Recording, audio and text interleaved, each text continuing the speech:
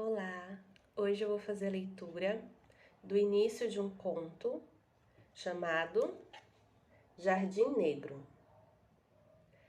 Esse conto ele é de um autor nacional e faz parte de uma série de contos que eu particularmente gostei muito, que tem o gênero Dark Fantasy, que é um gênero que mexe muito com o psicológico, né? É uma fantasia que ela, de certa forma, faz muitas analogias, né, com os nossos sentimentos, pensamentos e muitas críticas também sobre a forma de pensar das pessoas, né?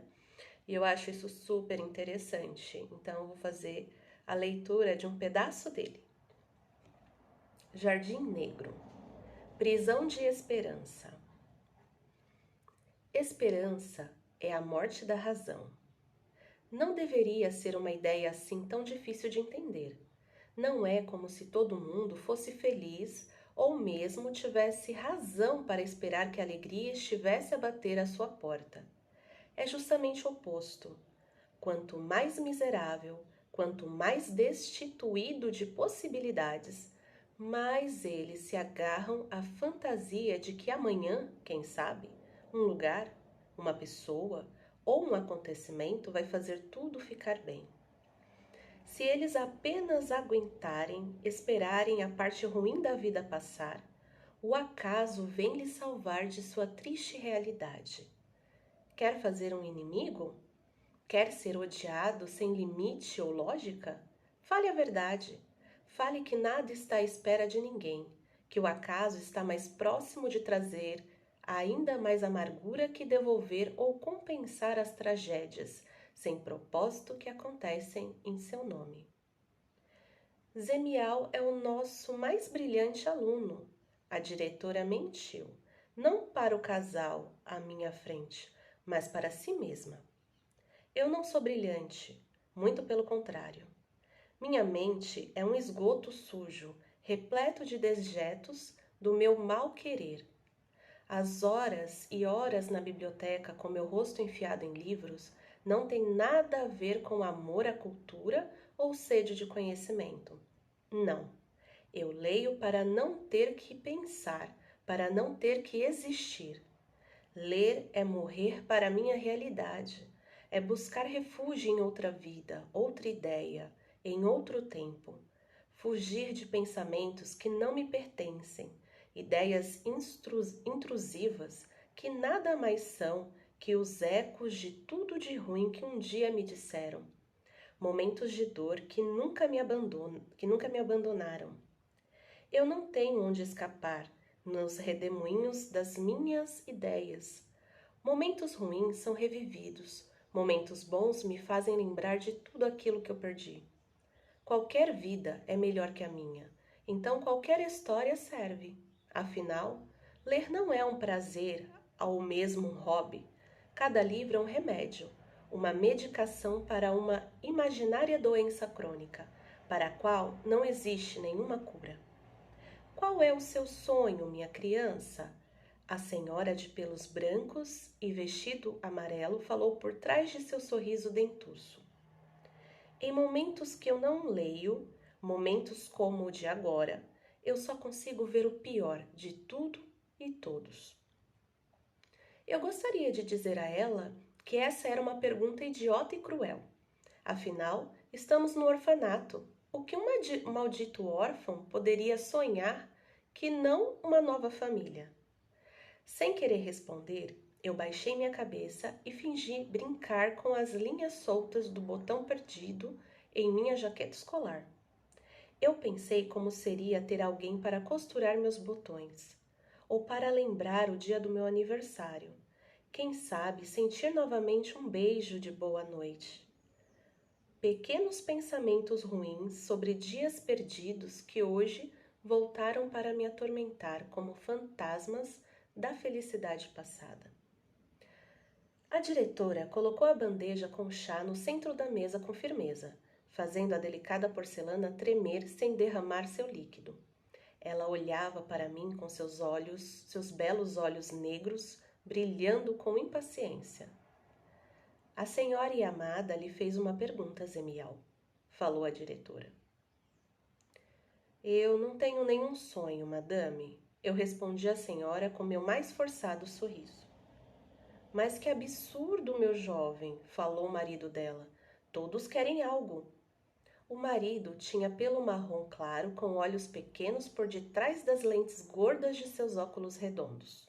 Ele me encarava com uma careta de suspeita, querendo saber se eu era desprovido de ambição ou meramente um mentiroso.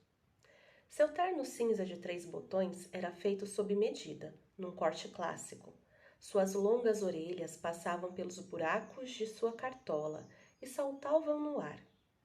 Roupas falam muito sobre quem somos, ou melhor, sobre quem queremos aparentar ser.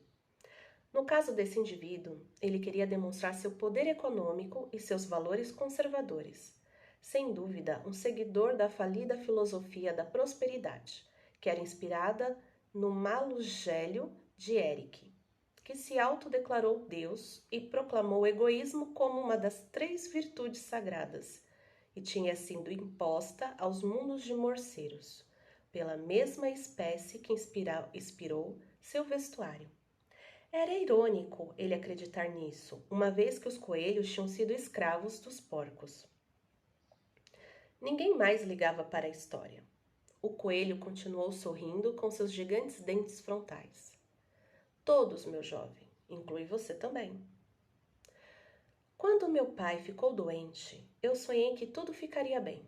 Mesmo sendo ateu, eu rezei para que ele melhorasse. Até mesmo escrevi seu nome num pequeno barco de papel e ofereci ao templo da água que existe dentro do hospital em que ele foi internado. Foi quando eu aprendi que querer e poder são 2 coisas totalmente diferentes. Eu poderia me comportar agora. Era muito claro o que era esperado de mim. Eles não me queriam. Eles queriam uma criança especial. Eu poderia mentir e sair daqui, ou falar a verdade e ser mais uma vez deixado de lado em prol de outras crianças mais dóceis. Se eu mentir, entretanto, eu poderia ter um quarto semelhante somente meu. Poderia viajar e conhecer outra nação e cultura. Poderia ser parte de uma família. E mesmo que eu não fosse da mesma espécie que eles, mesmo que tudo fosse uma mentira, não seria melhor a mentira de uma família do que a verdade da solidão? Qual das vozes em minha mente mentia para mim? A que dizia que deveria acreditar que eu poderia ter uma nova família, uma segunda chance?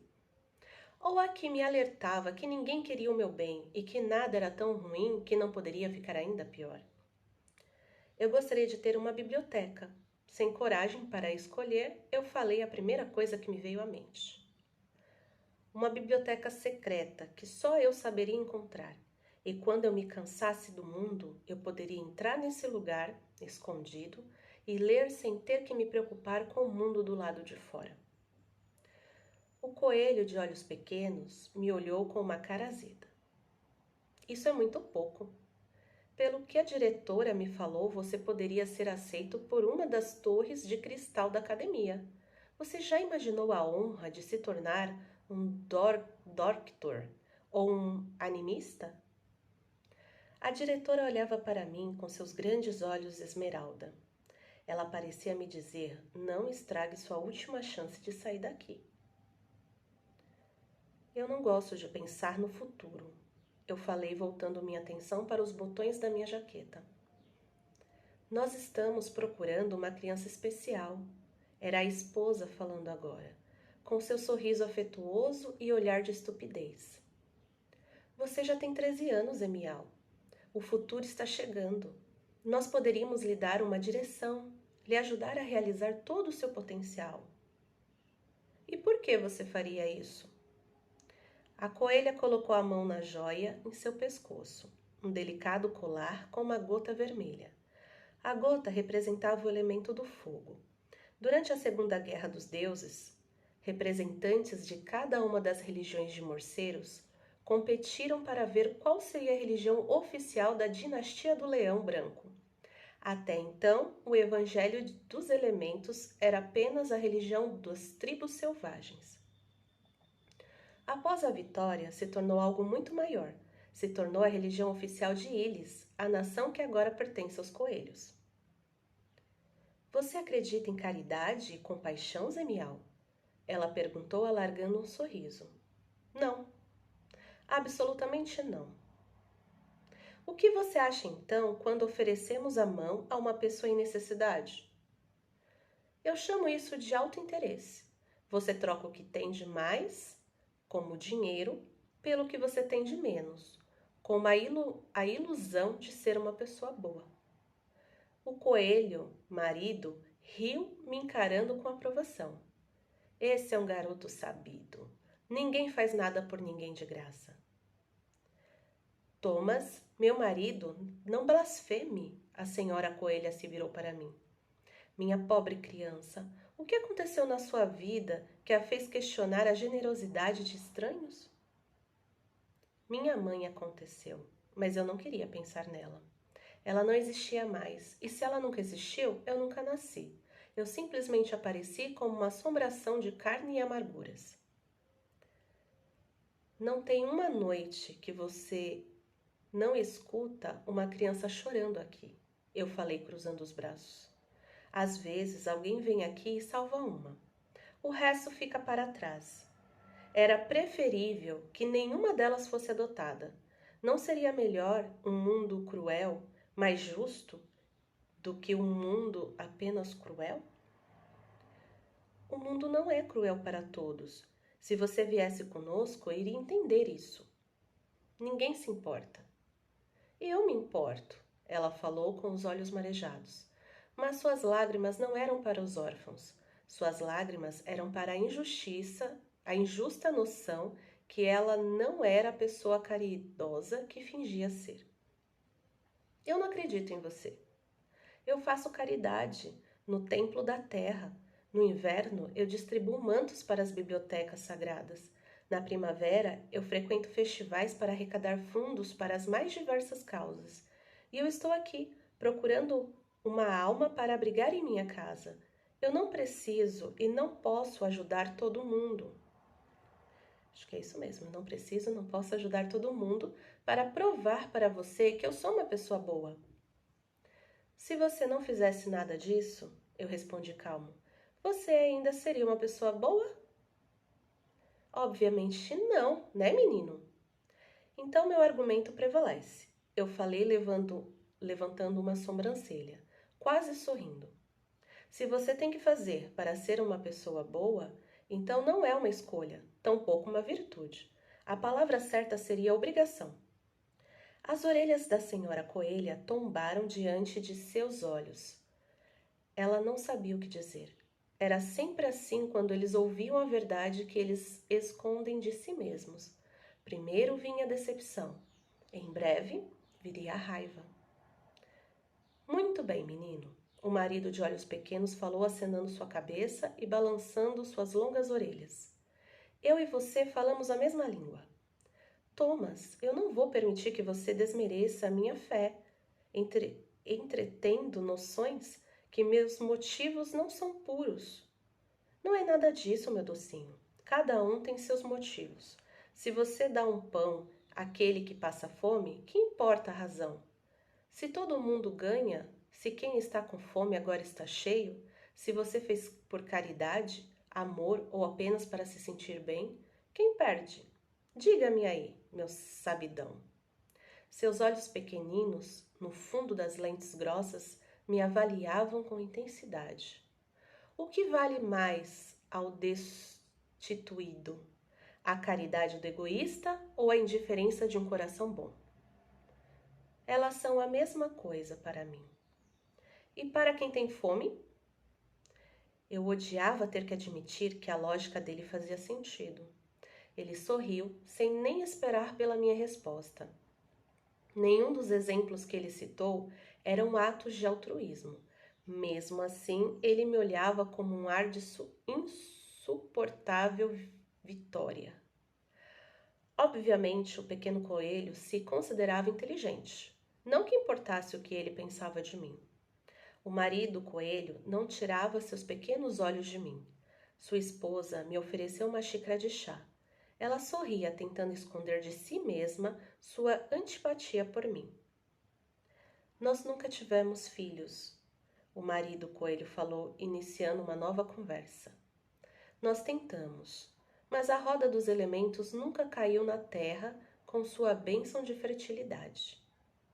Aí você vive, você entende que nem tudo que se quer se pode ter, você não gosta, mas você aceita. Aí você constrói sua vida, coloca sua alma dentro do trabalho. Você constrói, você conquista. Só que então um dia você descobre que está velho. E tudo aquilo que você acumulou com o suor do seu ofício, tudo que você dedicou sua vida inteira para edificar, tudo perde seu significado. Afinal, o que acontece com suas coisas quando você não existir mais para ser dono delas? Thomas, não, meu docinho, me deixa falar a minha paz. Depois você coloca o açúcar das boas intenções e as virtudes elementais. O coelho voltou a me encarar. Então, onde eu estava?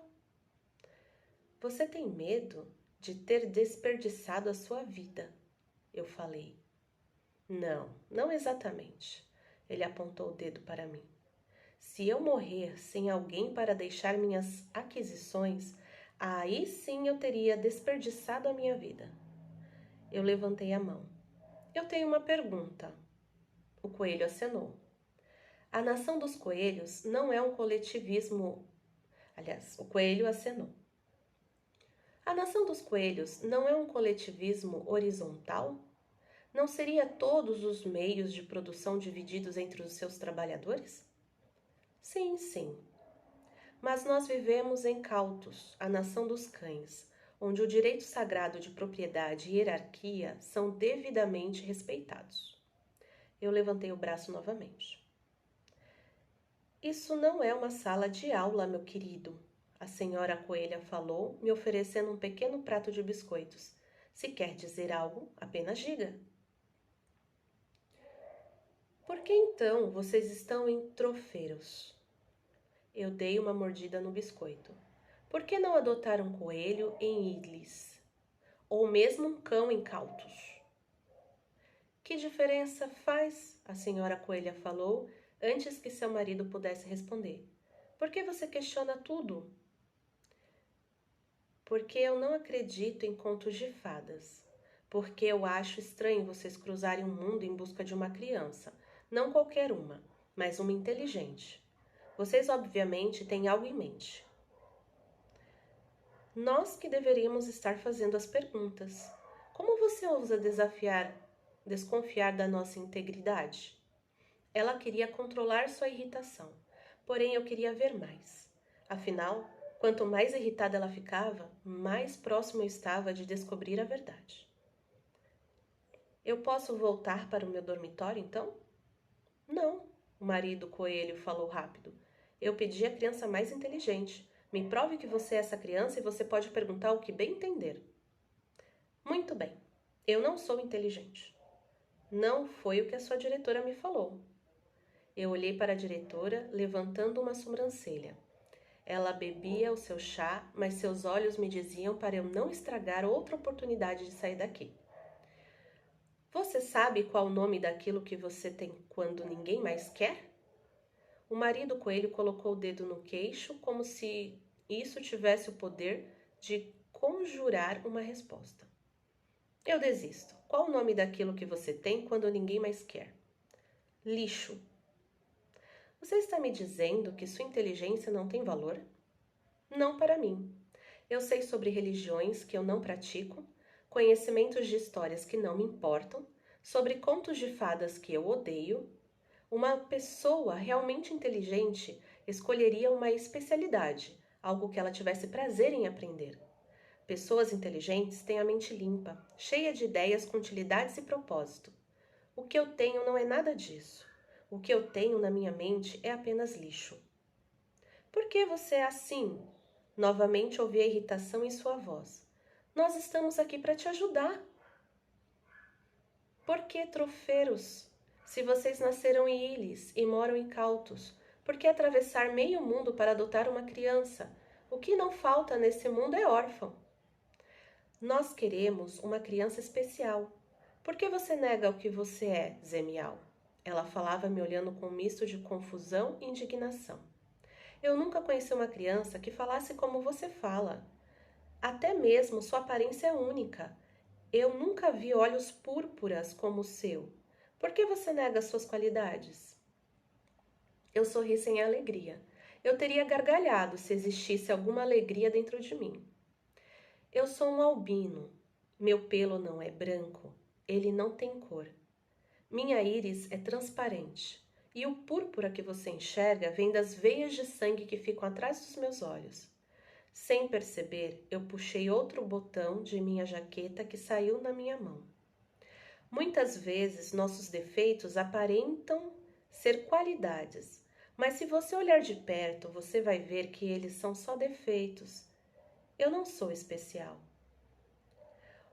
O padre do Templo do Fogo me disse uma vez que nas imperfeições encontramos o caminho para a humildade. Que o mesmo fogo que destrói nos ensina que das cinzas podemos renascer. Que bela platitude, minha senhora! Mas você não respondeu minha pergunta. Por que eu? Porque eu quero um gato, o marido coelho falou levantando suas orelhas. Eu não quero qualquer filho. Se eu posso escolher, por que não ter o melhor? Porque um coelho ou um cão? Todo mundo sabe que quem manda nesse mundo são os gatos. Então eu quero um gato. E não pode ser qualquer gato. Eu quero o mais inteligente de todos que eu puder encontrar. Você sabe quando algo é verdade pela dor que você sente ao ouvir. Quanto maior a dor, maior é a verdade do que ela tem a lhe dizer. Eu entendo. O marido coelho me deu um sorriso de cumplicidade. Eu sei que você me entende, gato. Aqueles que não compreendem a virtude do egoísmo nunca vão poder tirar proveito do mundo. Ser racional é colocar seus interesses em primeiro lugar. Ele ajustou seus óculos de lentes fundas.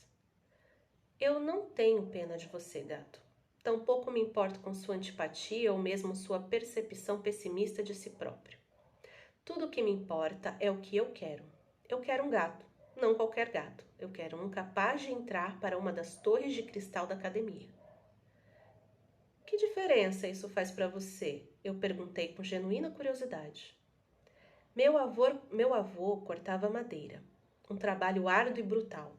Meu pai era marceneiro. Ele trabalhou menos que meu avô, porém suas mãos também eram cheias de calos. Suas vidas cheias de problemas e atribulações. Eu sou um artesão. Ele me apresentou suas palmas sem pelos, lisas como a barriga de um bebê porco. São detalhes como este que abriram meus olhos para a triste realidade. Quanto mais você trabalha, menos você ganha, mais você sofre. Ele me deu um olhar que parecia conter simultaneamente antipatia e admiração. Os gatos não produzem nada. Gatos não cortam árvores, não trabalham em minas, tampouco pescam em seus grandiosos lagos. Os gatos, quando trabalham, fazem por vocação. Mesmo assim, eles são a nação mais rica. Sua cultura tem a maior influência. Sua qualidade de vida não tem paralelo nas 5 nações de morceiros. Nem todos os gatos têm uma vida boa. Meu pai passou fome. Ele tinha uma família grande. Mesmo assim, ele conheceu a penúria e a miséria. E você? Você já passou fome, gato?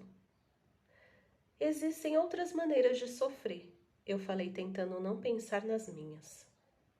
No mundo das ideias, você diz, isso é um luxo dos gatos. Até o seu sofrimento vocês são diferentes das outras espécies. Para vocês sofrer é uma ideia, uma lembrança. Para o resto do mundo, sofrer é apanhar, é passar fome. Eu discordo, todo mundo chora e ninguém acha o que procura. Não seja tolo, eu encontrei sucesso muito além do que eu pude conceber. Então por que você está procurando um filho gato? Um que seja esperto o suficiente para entrar para a academia? Um que continue subindo a sua escada imaginária de sucesso material? O coelho sorriu. Sim, Eu sabia que você era esperto. Ele apontou o dedo para mim. Nós falamos a mesma língua. É por isso que a roda do destino elemental não me deu filho nenhum. Outro coelho não faria jus ao nome Yamada. O mundo não precisa de outro artesão. A próxima geração do meu nome vai ser liderada por um gato que vende ideias. Eu vou te dar tudo, meu nome, minha herança, meus valores, e lhe ofereço muito, e tudo que eu quero em retorno são duas pequenas cláusulas. Primeiro, que você entre para uma das torres de cristal da academia. Segundo, que você me dê netos, muitos netos, para que eu possa morrer feliz sabendo que meu nome e minhas propriedades continuarão existindo muito depois de mim. O que você me diz, gato? Você quer ficar aqui esquecido pelo mundo ou um futuro próspero e promissor ao nosso lado? Eu tinha desistido de pensar no futuro. Eu estava satisfeito em apodrecer aqui neste orfanato, satisfeito em ser invisível. Mas agora eu teria que escolher. Toda escolha traz consigo culpa e lamentação. Era só uma questão de tempo até você se arrepender. Já era uma maldição ter que viver com as dores de uma tragédia que eu não pude escolher. Como seria então ter de enfrentar um tormento para o qual você conspirou com sua estupidez e decisão? Por outro lado, eu poderia ter uma nova família, uma nova vida com riquezas e desafios a serem conquistados. Ou eu poderia continuar aqui até os meus 17 anos e começar do zero, sozinho e sem recursos, que não os programas sociais destinados aos miseráveis e fracassados. Não era uma escolha tão difícil, afinal.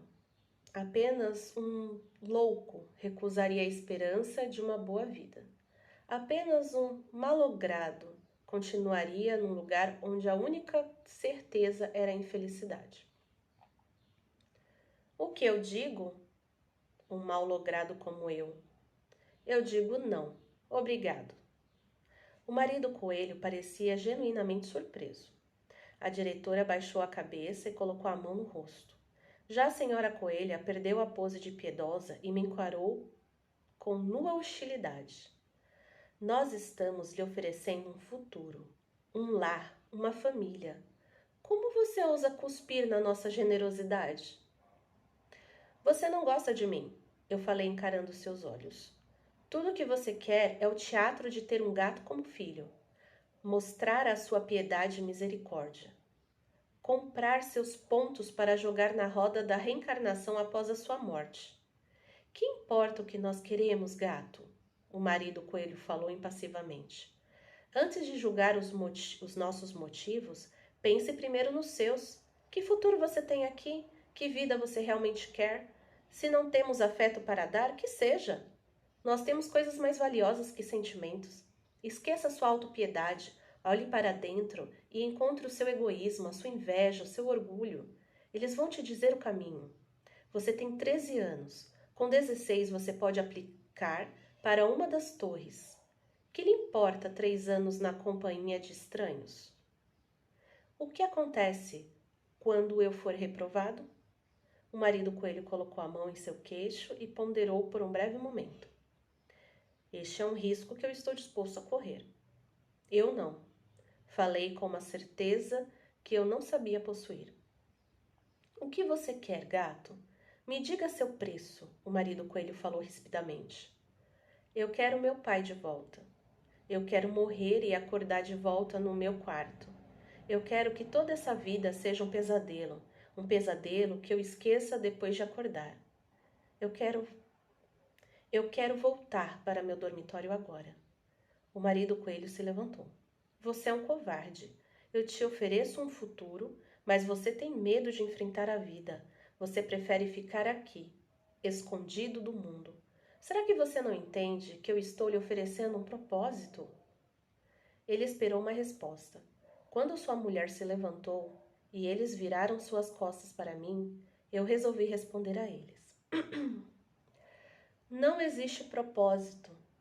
Eu tinha seus olhos novamente sobre mim.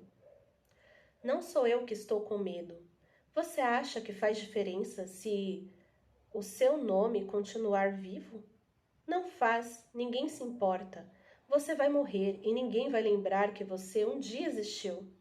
Todo o seu trabalho, todas as suas conquistas morrem com você. Você não é normal, a senhora Coelho falou, segurando seu pendente cor de fogo. Você tem um coração negro. A verdade, cedo ou tarde, você sempre a encontra. A verdade. Todos me olham agora com decepção e apreensão. A diretora tentou conversar com o casal de coelhos, mas eles partiram sem olhar para trás. Ela olhou para mim, abanando sua cabeça como se eu fosse uma criatura indecifrável e cruel. Tantas vezes ela queria me ajudar, sem entender que eu não queria a sua esperança. Afinal, a esperança era nada mais, nada menos que a morte da razão. Aqui eu li só 9%. Ele continua em Sombras do Esquecimento. Esse personagem Zemial, ele é muito interessante, porque como ele passou por alguns traumas, algumas dificuldades na vida, ele desenvolveu uma visão muito pessimista, tanto sobre a vida como sobre as pessoas. E essa visão pessimista acaba levando ele a tomar decisões na vida que só vai piorando a situação. Mas ao mesmo tempo ele consegue também enxergar a verdade que as pessoas ignoram. E por ignorarem essas verdades, acabam criando um mundo imaginário, né? Um mundo de faz de conta, que não tem falhas. E elas acabam falhando também na sua própria vida, no encontro de si mesmo e no encontro de um propósito. Então, assim, eu realmente amei essa coletânea de contos, porque elas fazem justamente o que eu gosto quando eu vou ler ou assistir um vídeo, que é me fazer refletir, parar um pouco para pensar, tanto no lado bom como no lado ruim, os argumentos de lógica e sentimentos, e tudo isso ajuda a gente a se autoconhecer, a conhecer o mundo à nossa volta, a conhecer o outro, enxergar o outro. E realmente é muito interessante a forma que o autor aborda assuntos como a depressão, assuntos como ansiedade, como diversos assuntos, né? Como o objetivo da vida. Ele aborda muito esses pontos dentro dos seus contos. Então eu realmente indico a leitura para quem gosta de filosofar. Obrigada por acompanhar até aqui.